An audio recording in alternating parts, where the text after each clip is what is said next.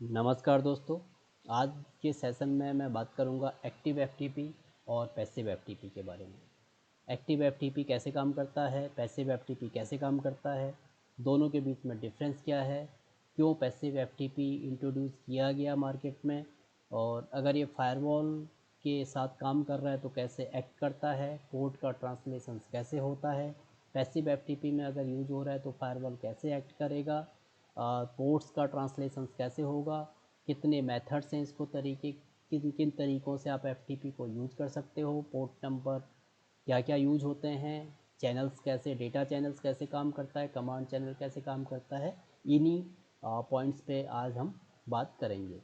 तो मैं स्टार्ट करता हूँ फाइल ट्रांसफ़र प्रोटोकॉल नाम से। जैसे आपको पता है कि एफटीपी की फुल फॉर्म है फाइल ट्रांसफ़र प्रोटोकॉल। इस प्रोटोकॉल का यूज़ बेसिकली दो कंप्यूटर्स के बीच में डेटा ट्रांसमिट और रिसीव करने के लिए यूज़ किया जा सकता है और किया जाता है। एफटीपी हमेशा टीसीपी प्रोटोकॉल यूज करता है ट्रांसमिशन के लिए, डेटा ट्रांसमिशन के लिए। ट्रांसमिशन कंट्रोल प्रोटोकॉल ये यूडीपी यूज नहीं करता है, क्योंकि इसमें डेटा की एक्नॉलेजमेंट बहुत ज़रूरी होती है कि आपका डेटा ए पॉइंट से बी पॉइंट में पहुंचा या नहीं पहुंचा, उसकी गारंटी होना बहुत ज़रूरी है। द सेकंड प्रोटोकॉल जैसे आपने देखा, एक यूज होता है टीएफटीपी। टीएफटीपी का पोर्ट नंबर होता है 69। तो टीएफटीपी हमेशा यूडीपी प्रोटोकॉल यूज करता है, उसमें कोई भी डेटा की गारंटी नहीं होती है। बट हम यहाँ पे डिस्कस कर रहे हैं एफटीपी, जिसमें कि डेटा की गारंटी आपकी होती है और डाटा लैप्स होने की जो चांसेज हैं वो बहुत हद तक मिटिगेट हो जाते हैं। तो इसमें कैसे कैसे यूज किया जा सकता है, मेथड क्या क्या है, मेथड इसके हैं, एक कमांड लाइन इंटरफेस से यूज कर सकते हो, वेब ब्राउज़र से यूज कर सकते हो, ग्राफिकल एफटीपी क्लाइंट एप्लीकेशन से भी आप यूज़ कर सकते हो। अगर मैं बात करूँ CLI, तो कमांड लाइन एफटीपी आप कैसे यूज़ कर सकते हो, आपने कमांड लाइन का कभी ना कभी उपयोग ज़रूर किया होगा अगर आप नेटवर्किंग फील्ड में हो तो।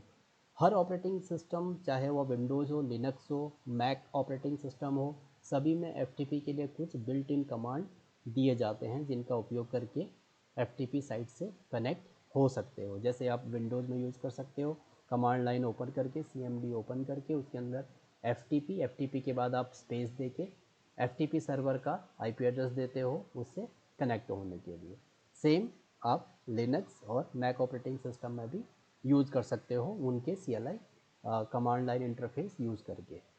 जो सेकंड मेथड है वो है वेब ब्राउज़र के थ्रू। तो वेब ब्राउज़र के थ्रू क्या होता है, बेसिकली आप सीधे वेब ब्राउज़र, जो आपका कोई भी मौजिला, इंटरनेट एक्सप्लोरर, क्रोम, कोई भी आपका ब्राउज़र हो सकता है, उसमें जो एड्रेस बार होता है, एड्रेस बार में आप टाइप करते हो FTP:// उसके बाद आप FTP सर्वर का IP एड्रेस देते हो। उसके बाद आप, अगर आपके पास यूज़र नेम पासवर्ड आपको दिया है FTP सर्वर का, तो आप FTP सर्वर से कनेक्ट हो जाते हो। जैसे आप वेब ब्राउज़र पे वेब एप्लीकेशंस ओपन करते हो, google.com या gmail.com या कोई भी वेबसाइट ओपन करते हो, तो आप लिखते हो HTTP:// सेम FTP के केस में आप लिखते हो FTP:// करके FTP सर्वर का IP एड्रेस। उसके बाद आप FTP सर्वर से कनेक्ट हो जाते हो। ये मेथड है दूसरा। तीसरा मेथड है इसका ग्राफिकल एफटीपी क्लाइंट। तो इसमें क्या होता है कि कोई इनबिल्ट क्लाइंट नहीं होता। जैसे वेब ब्राउज़र आपका इनबिल्ट होता है, CLI आपकी इनबिल्ट होती है, लेकिन इसमें क्या होता है, ग्राफिकल में आपको कुछ एप्लीकेशंस होती है जो फाइल ट्रांसमिशन कराती हैं, वो आपको डाउनलोड करनी पड़ती है PC पे। तो उसमें से एक है जैसे फाइलजिला, मैंने यहाँ पे एक नाम लिखा है फाइलजिला। फाइलजिला एक एप्लीकेशंस, एक सॉफ्टवेयर का नाम है जो आपको डाउनलोड करना पड़ता है। जिस मशीन को आपको सर्वर बनाना है उसमें फाइलजिला के सर्वर का एप्लीकेशंस डाउनलोड करो, जिस PC को आपको क्लाइंट बनाना है उसमें फाइलजिला की क्लाइंट यूटिलिटी को इंस्टॉल करो। उसके बाद आप सर्वर वाले में यूज़र नेम पासवर्ड सेट कर लोगे क्लाइंट के लिए, और क्लाइंट को वो यूज़र नेम पासवर्ड आप सेंड कर दोगे। उसके बाद क्लाइंट FTP सर्वर से उन यूज़र नेम पासवर्ड से कनेक्ट हो जाएगा। तो ये बहुत यूज़र फ्रेंडली होता है। अगर मैं बात करूँ आपका ग्राफिकल FTP क्लाइंट, फाइलजिला विंडोज़ के लिए यूज होता है। वैसे ही अगर और भी बहुत सारे OS में बहुत सारे एप्लीकेशंस यूज होती है। अब ये कैसे काम करता है, अगर आप बात करोगे पोर्ट नंबर्स कैसे यूज होते हैं, अब यहाँ पे आप देख रहे हो FTP 2 पोर्ट यूज करता है, एक 20 यूज करता है, एक 21 यूज करता है। जैसे आपका HTTP यूज करता है 80, HTTPS यूज करता है 443। वैसे हर एप्लीकेशंस जहाँ पे एक एनवायरनमेंट है, क्लाइंट एप्लीकेशंस आर्किटेक्चर है क्लाइंट और सर्वर का, वहाँ पे क्लाइंट और सर्वर के बीच में कम्युनिकेशंस के लिए कुछ स्टैंडर्ड प्रोटोकॉल्स होते हैं, इनको हम वेल नोन पोर्ट कहते हैं। अगर आपको पता है 1 से लेके 1023, 1 से लेके 1023 1023 तक के प्रोटोकॉल जो हैं वो वेल नोन पोर्ट होते हैं। वेल नोन मीन्स हर एप्लीकेशंस के लिए वो प्री डिफाइंड होते हैं स्टैंडर्ड में, जैसे HTTP 80, HTTPS 443, ऐसी सारे पोर्ट्स आपको यूज होते हैं। ये पोर्ट्स आप कॉमनली वैसे यूज़ नहीं कर सकते हो किसी भी क्लाइंट में इनिशिएट करने के लिए कनेक्शन, उसमें आपको लोकल पोर्ट्स यूज़ करने पड़ते हैं। तो वेल नॉन पोर्ट आप यूज़ नहीं कर सकते हो क्लाइंट के थ्रू इनिशिएट करने के लिए कनेक्शंस। अगर मैं FTP की बात करूँ तो इसमें 2 पोर्ट यूज होते हैं 20 और 21। 2 पोर्ट क्यों यूज होते हैं? क्योंकि यहाँ पे क्या होता है कि डेटा ट्रांसमिट करने से पहले आपको कनेक्शन इस्टेब्लिश करना पड़ता है क्लाइंट और सर्वर के बीच में। तो एक पोर्ट जो 21 पोर्ट है, ये बेसिकली इसका जो उपयोग कनेक्शन को ओपन या क्लोज करने और सर्वर को कमांड भेजने के लिए किया जाता है। उसमें आप एक कमांड भेजते हो सर्वर को कि मुझे कैसे एक्सेस करना है डेटा, वो कनेक्शन आप स्टैब्लिश कर रहे हो पहले। और जो सेकंड कनेक्शन बनेगा आपका डेटा कनेक्शन।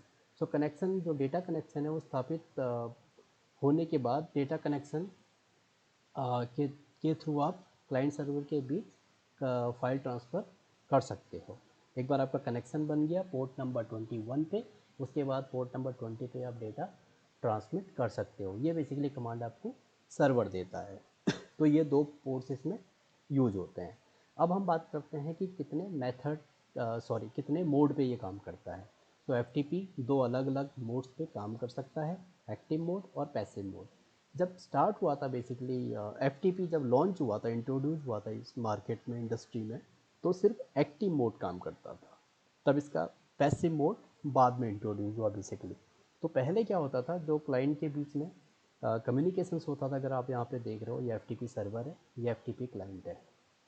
तो यहाँ से FTP क्लाइंट सबसे पहले एक रिक्वेस्ट सेंड करता है FTP सर्वर को, उसके बाद FTP सर्वर उस पर एक्नॉलेजमेंट करता है। फिर एक डेटा कनेक्टिविटी, डेटा कनेक्शन और कंट्रोल कनेक्शंस आपके इस्टेब्लिश हो जाते हैं।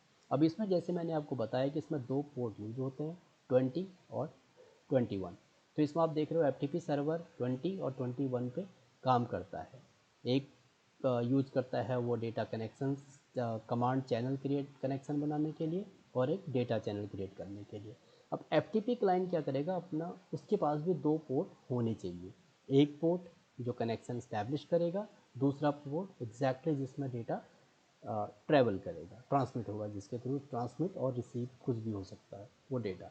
तो इसमें आप देख रहे हो क्लाइंट के पास भी 2 पोर्ट होने चाहिए और सर्वर के पास 2 पोर्ट ऑलरेडी हैं। अब इसमें क्या होता है, कोई भी FTP क्लाइंट यहाँ पे अगर इनिशिएट करता है कनेक्शन सबसे पहले, तो मैंने जैसे आपको पहले बताया कि ये इसमें एक कमांड सेंड करता है।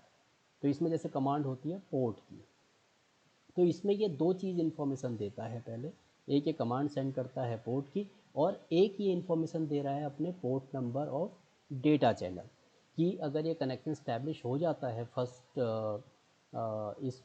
फर्स्ट वाले बेसिकली पॉइंट्स पे, अगर इनिशियलाइज हो जाता है, कनेक्शन ओपन हो जाता है, उसके बाद डेटा कौन से पोर्ट से ट्रांसमिट करेगा। तो क्लाइंट ने डिसाइड किया कि मुझे 5150 कमांड चैनल के लिए यूज़ करना है और 5151 डेटा के लिए यूज़ करना है। FTP सर्वर में डिफाइंड होता है ऑलरेडी कि 21 आपका कमांड के लिए यूज़ होगा और 20 आपका डेटा के लिए यूज़ होगा। तो इसमें क्या होता है कि क्लाइंट सेंड करता है, इसके साथ एक पोर्ट मैसेज सेंड करता है। पोर्ट मैसेज सेंड से होता है कि मैं एक्टिव मोड में काम कर रहा हूँ बेसिकली। ये मोड आपका एक्टिव मोड है। सर्वर को पता होना चाहिए कि क्लाइंट FTP क्लाइंट ने जो इनिशिएट किया है कनेक्शन, वो एक्टिव मोड के लिए इनिशिएट किया है या फिर पैसिव मोड के लिए इनिशिएट किया हुआ है। तो ये जो पोर्ट मैसेज है बेसिकली ये एक्टिव मोड में यूज होता है। तो FTP क्लाइंट सबसे पहले जो पैकेट भेजेगा उसमें 2 इन्फॉर्मेशन देता है। एक पोर्ट मैसेज देता है कि मैं एक्टिव मोड यूज़ कर रहा हूँ, और एक अपने जो डेटा कनेक्शंस के लिए पोर्ट नंबर यूज़ करेगा क्लाइंट, वो मैसेज में देता है कि जब ये कनेक्शन स्टैब्लिश हो जाएगा चैनल, उसके बाद डेटा मेरा इस पोर्ट पे इस पोर्ट पे कनेक्ट होना है डेटा चैनल। तो इसमें आप फर्स्ट चैनल देख रहे हो क्रिएट हो गया दोनों के बीच में, क्लाइंट ने सेंड किया सर्वर को, सर्वर ने उसको एक्नॉलेज किया। तो उसके बाद सर्वर क्या कहता है, सर्वर को पता चल गया क्योंकि पहले वाले आप मैसेज में इसने बता दिया था कि मेरा 5151 पोर्ट यूज होगा डेटा के लिए। तो उसके बाद सर्वर क्या करता है, जो थर्ड मैसेज है वो सर्वर इनिशिएट करता है इस पोर्ट के लिए, क्योंकि ऑलरेडी ये पोर्ट नंबर सर्वर को पता है। अब सर्वर जो डेटा के लिए यूज़ करेगा वो 21 यूज़ भी करेगा, जो ट्रैफिक जो FTP सर्वर इनिशिएट करेगा कनेक्शन वो 20 से इनिशिएट करेगा। तो जो थर्ड मैसेज आएगा, बेसिक थर्ड पैकेट आएगा, वो डेटा चैनल के लिए आएगा FTP सर्वर से, और FTP भी उसको एक्नॉलेजमेंट करेगा ओके। तो जो ये बेसिकली चैनल है आपका, ये डेटा चैनल है, इसमें आपका डेटा ट्रांसफ़र हो रहा है FTP सर्वर के 21 इसने इनिशिएट किया था थर्ड वाला थर्ड पैकेट्स, और क्लाइंट ने उसको एक्नॉलेजमेंट किया था। तो ये आपका डेटा चैनल है, ये आपका कंट्रोल चैनल है, करेक्ट। तो ये हो गया आपका एक्टिव मोड बेसिकली। तो इसमें क्या होता है कि दोनों पोर्ट्स यूज़ हो रहे हैं, सर्वर 21 दोनों यूज़ कर रहा है, और FTP क्लाइंट भी दोनों यूज़ कर रहा है, लोकल पोर्ट्स यूज़ कर रहा है, करेक्ट। तो ये आपका एक एक्टिव मोड। अब पैसिव मोड में क्या डिफरेंस है आप देख रहे हो, सेम यहाँ पे भी एक FTP सर्वर है, एक FTP क्लाइंट है। अब फर्स्ट मैसेज में ही आप इसका डिफरेंस आपको नज़र आएगा, ठीक है। तो पोर्ट्स दोनों यूज होंगे दोनों साइड में, इस साइड में दोनों यूज हो रहे हैं आप देख रहे हो, इस साइड में भी दोनों यूज हो रहे हैं अभी तक। अब ये फर्स्ट मैसेज अभी भेजेगा, सेंड करेगा FTP क्लाइंट, वो अपना एक लोकल पोर्ट से सेंड करेगा, और इसमें ये मैसेज देगा PASB का, जो कि एक्टिव मोड में आपने देखा था कि ये PORT का दिया था इसने। तो PORT का देगा, और अपना एक डेटा चैनल का अगर वो इन्फॉर्मेशन दे रहा है, इसका मतलब वो एक्टिव मोड पर काम कर रहा है। जब आप पैकेट बेसिकली एनालाइज करोगे तो उसमें भी आपको ये चीज़ दिख जाती है। तो FTP क्लाइंट पैसिव, सिर्फ एक कमांड भेजता है पैसिव, इसमें ये अपना डेटा पोर्ट्स रिवील नहीं करता है इस केस में, तो सिर्फ ऐसी कमांड भेज रहा है, करेक्ट। तो फर्स्ट मैसेज गया PASB मैसेज के साथ, FTP सर्वर को पता चल जाता है इस कंट्रोल कमांड के थ्रू कि जो क्लाइंट है वो पैसिव मोड इनिशिएट कर रहा है, करेक्ट। तो इसमें क्या करता है कि जो FTP सर्वर है वो अपना 21 से ही उसको एक्नॉलेज करता है, और वो क्लाइंट का वेट करता है डेटा चैनल इस्टेब्लिश करने के लिए। इस केस में क्या था कि FTP सर्वर को पता चल गया था फर्स्ट मैसेज में ही कि मुझे डेटा कनेक्शंस इसके साथ बनाना है। अब यहाँ पे क्या है कि आप देख रहे हो कि FTP सर्वर के पास इंफॉर्मेशन है ही नहीं कि किस डेटा के साथ उसको इस्टेब्लिश करना है। तो इस केस में क्या होता है कि अगर ये आपका कनेक्शन चैनल इस्टेब्लिश हो जाता है, फिर डेटा के लिए क्या होता है कि FTP सर्वर वेट करता है क्लाइंट का कि अब कनेक्शन चैनल जो कमांड चैनल है वो इस्टेब्लिश हो चुका है, अब आप डेटा चैनल अपना बताओ कि कौन से पोर्ट पे डेटा सेंड करना है, करेक्ट। तो इसमें ये FTP सर्वर उसको रिप्लाई नहीं करता या इनिशिएट नहीं करता कनेक्शन को, जैसे आपने यहाँ पे देखा था कि थर्ड वाला पैकेट इनिशिएट कर किया था FTP सर्वर ने। क्यों? क्योंकि इसको पता चल गया था फर्स्ट वाले मैसेज में कि इसका डेटा पोर्ट कौन सा यूज़ होने वाला है। अब इस केस में इसमें कोई भी पोर्ट की इन्फॉर्मेशन नहीं थी, तो FTP सर्वर के पास कोई इन्फॉर्मेशन नहीं है, तो वो उसका वेट करता है FTP क्लाइंट का कि अब इनिशिएट करो कि मुझे कौन से डेटा पे चैनल पे पोर्ट नंबर पे data establish data channel establish करना है। तो इसमें क्या होता है कि थर्ड मैसेज आपका FTP क्लाइंट ही बनाता है, वो उसमें डेटा चैनल की इन्फॉर्मेशन देता है।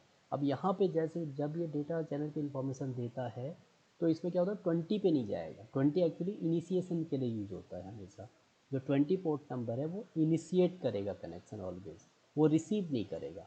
तो उस केस में क्या होता है कि अगर आपका FTP क्लाइंट ने पैसिव कमांड भेजी है, और पैसिव कमांड के बाद कनेक्शन आपका चैनल इस्टेब्लिश हो गया है, तो जो डेटा चैनल के लिए इसने रिक्वेस्ट भेजी होगी थर्ड वाली, वो 20 पे नहीं जाएगी। वो क्या होगा, एक FTP सर्वर भी एक अपना लोकल पोर्ट यूज़ करेगा उसके लिए। जैसे यहाँ पे इसने लोकल पोर्ट यूज़ किया है 3267, तो क्लाइंट भी क्या अगर लोकल पोर्ट यूज़ कर रहा है 5151, और क्लाइंट FTP सर्वर भी एक लोकल पोर्ट यूज़ कर रहा है 3267 उसके लिए। तो इसमें क्या था 20 इनिशिएट करेगा ही नहीं कनेक्शन, इसमें 20 तक कनेक्शन नहीं पहुंच रहा है। तो इसमें क्या होता है, इनिशिएशन नहीं होता सर्वर की साइड से। तो दोनों कनेक्शन, आपका कमांड चैनल का कनेक्शन और डेटा चैनल का कनेक्शन दोनों इनिशिएट हो रहे हैं एफटीपी क्लाइंट की साइड से। एक्टिव मोड में अगर आपने देखा है, यहाँ पे क्या होता है कि जो कमांड चैनल है उसका इनिशिएशन तो एफटीपी क्लाइंट से होता है, लेकिन जो डेटा चैनल है उसका इनिशिएशन एफटीपी सर्वर से होता है। तो ये एक मेजर डिफरेंस है दोनों की कनेक्टिविटी में। अब ये क्यों आया पैसिव, क्योंकि एक्टिव मोड तो काम कर ही रहा था, अब पैसिव मोड क्यों आया उस केस में मैं थोड़ा सा इस पे आपको हाईलाइट करूँगा फायरवॉलिंग में। अब क्लाइंट और सर्वर के बीच में एक फायरवॉल लगा दो आप, सपोज करो। अब यहाँ पे ये एफटीपी तब बेसिकली इंट्रोड्यूस हुआ था जब इतनी फायरवॉलिंग की रिक्वायरमेंट नहीं थी, तब इतने सिक्योरिटी ब्रीचेज नहीं होते थे, सिक्योरिटी नेटवर्क अटैक्स नहीं होते थे।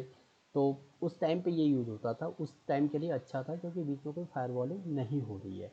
अब फायरवॉल की केस में आपको पता है कि जैसे अगर आपने किसी नेटवर्क का फायरवॉल लगाया, उसमें जो लैन टू वैन एक्सेस होता है, लैन टू वैन एक्सेस होता है वो बेसिकली ओपन होता है। अगर आपको कोई वेबसाइट ओपन करनी है, कोई यूट्यूब देखना है या कुछ ओटीटी चैनल्स देखने हैं, तो लैन से कोई भी आप चीज़ एक्सेस कर सकते हो वैन की, उसमें आपको कोई भी पोर्ट्स की रिक्वायरमेंट नहीं होती है। लेकिन अगर बाहर से कोई इनिशिएट कर रहा है कनेक्शंस किसी भी आपका डेटा एक्सेस करने के लिए जो आपके लोकल नेटवर्क में है, तो उसके लिए आपका फायरवॉल क्या करता है, उसको ब्लॉक कर देता है। जैसे आपने एक एग्जांपल देखा होगा, लोग यूज़ करते हैं RDP, remote desktop protocol use करते हैं। तो उसके लिए क्या होता है, आपको फायरवॉल में पोर्ट ओपन करने की ज़रूरत पड़ती है। आपने देखा होगा हमेशा कि आप 3389 पोर्ट्स को फायरवॉल में ओपन करते हो। क्यों? क्योंकि इनिशिएशन हो रहा है बाहर से, फायरवॉल की पब्लिक साइट से, इंटरनेट की साइट से इनिशिएट हो रहा है कनेक्शन। तो वैन से लैन के बीच में, वैन टू लैन हमेशा पोर्ट नंबर जो होते हैं वो ब्लॉक स्टेज में होते हैं, जो वेल नोन पोर्ट होते हैं। वेल नोन पोर्ट, अगर मैं बात करूँ 1 से लेके 1023 तक, ये वेल नोन पोर्ट वैन से लैन के बीच में जो होता है कम्युनिकेशन, उसमें ये ब्लॉक मोड में होते हैं। और लैन से वैन में अगर एक्सेस जा रहा है आपका डेटा, कोई भी आपने वेबसाइट ओपन करनी है, यूट्यूब ओपन करना है, या कोई भी आप चीज़ एक्सेस कर रहे हो वैन से, वो आपकी हो जाती है ईजिली। आपको उसके लिए कोई भी पोर्ट्स ओपन करने की ज़रूरत नहीं पड़ती है।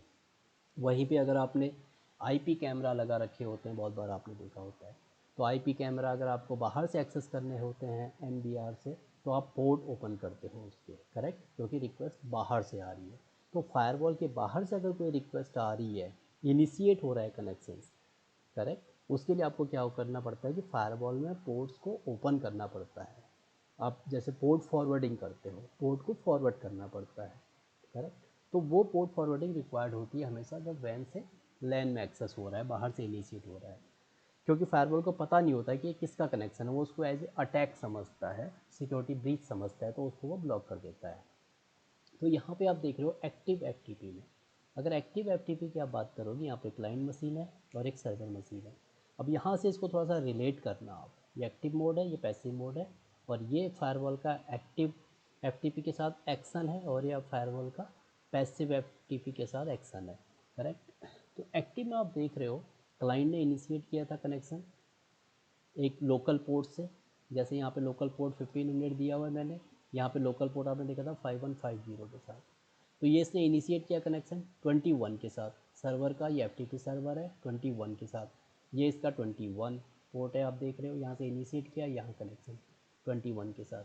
अब यहाँ पे क्या किया, सर्वर यहाँ पे इनिशिएट कर रहा है कनेक्शन 20 से। मैंने आपको बताया था एक्टिव मोड में क्या करता है कि सर्वर इनिशिएट करता है थर्ड पैकेट्स।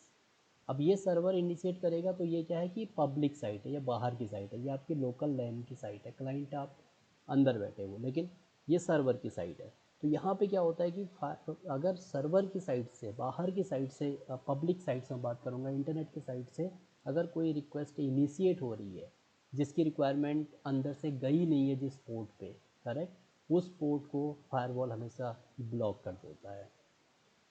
तो firewall blocks the server's attempt to communicate the client because the server uses a different port than the first attempt. First attempt में आपने देखा है कि इसने दूसरा पोर्ट यूज़ किया था, 21 पे रिक्वेस्ट गई है यहाँ से, लेकिन सर्वर ने 20 पे इनिशिएट किया कनेक्शन। तो फायरवॉल को लगता है कि ये कुछ ब्रीचेज है, क्योंकि इसकी इस पोर्ट पे तो रिक्वेस्ट यहाँ से गई नहीं है और ये वेल नोन पोर्ट है, ये सबको पता होता है, करेक्ट। तो फायरवॉल इसको ब्लॉक कर देता है। तो बहुत बार रिक्वायरमेंट क्या रहती थी, बहुत बार लोगों को फिर इसकी एफटीपी एक्सेस करने के लिए नेटवर्क में उसको पोर्ट फॉरवर्डिंग करने की रिक्वायरमेंट हमेशा रहती थी, या वो पोर्ट ओपन करने की रिक्वायरमेंट रहती थी। फायरवॉल हमेशा उसको ब्लॉक कर देता था। वो आपका पीसी का फायरवॉल भी हो सकता है, वो आपका नेटवर्क फायरवॉल भी हो सकता है, ये अभी मैं उसकी बात कर रहा हूँ। तो एक्टिव फायरवॉल में ये काफ़ी प्रॉब्लम्स होने लगी थी। जैसे जैसे जैसे आपने देखा कि सिक्योरिटी ब्रीचेज बढ़ते गए, फायरवॉलिंग बढ़ती गई। फायरवॉल भी आज की डेट पे हम एडवांस थ्रेट प्रोटेक्शंस की बात करते हैं, ईटीपी की बात करते हैं, एडवांस्ड परसिस्टेंट थ्रेट की बात करते हैं आज की डेट पे। हम वो वाले फायरवॉल यूज़ नहीं करते हम, जो स्टेटलेस यूज़ होते थे पहले, करेक्ट। तो आज हम नेक्स्ट जनरेशन फायरवॉलिंग की बात करते हैं। तो इसमें ये चीज़ फायरवॉल क्या है कि मशीन लर्निंग और आर्टिफिशियल इंटेलिजेंस भी आज की डेट पे इंक्लूड हो चुकी है फायरवॉलिंग में। तो काफ़ी चीज़ें कि वैन से एक्सेस होने पे ऑटोमेटिकली फायरवॉल उनको ब्लॉक कर देता था। तो इसलिए जो इंट्रोड्यूस हुआ वो पैसिव मोड का इंट्रोड्यूस किया गया मार्केट में, कि इस चीज़ से बचा जाए। तो पैसिव मोड में आप देख रहे हो सेकंड वाला मोड है, इसमें क्या होता है कि मैंने आपको बताया था कि क्लाइंट इनिशिएट करता है फर्स्ट पैसिव के साथ, करेक्ट। यहाँ पे भी इसने इनिशिएट किया अपने लोकल पोर्ट के साथ। अब यहाँ पे क्या होता है कि ये 20 पोर्ट को यूज़ नहीं कर रहा है सर्वर, ये पैसिव मोड, इसने 20 को यूज़ किया ही नहीं, इसने अपना एक लोकल पोर्ट यूज़ किया है कनेक्शन स्टैब्लिश करने के लिए। और इस पोर्ट के लिए रिक्वेस्ट कहाँ से गई है, क्लाइंट की साइड से।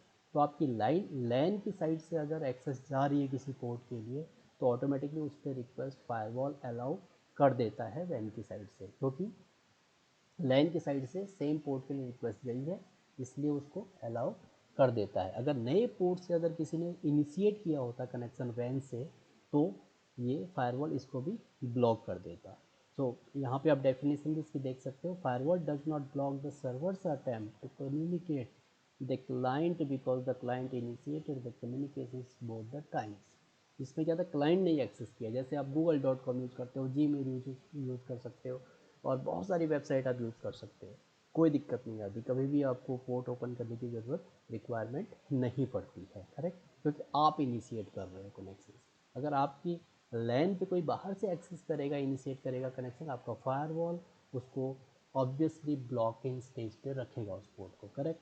तो इसलिए इसका बेसिकली इंट्रोडक्शन हुआ आया मार्केट में पैसिव मोड का। अब एफटीपी भी आप देखोगे आज बहुत सारी सिक्योरिटी यूज़ करने लग गया है। एसएफटीपी अलग से है, एफटीपीएस अलग से है, जो कि एसएसएल इंक्रिप्शन भी यूज़ करने लग गया है एफटीपी आज की डेट पे। तो कभी टाइम मिलेगा तो हम उस पर भी मैं वीडियो बनाऊंगा कि एफटीपी जो है एसएसएल के साथ कैसे काम करता है, एफटीपीएस कैसे काम करता है उस केस पे। तो ये एक पैसिव मोड और एक्टिव मोड का डिफरेंस है बेसिकली।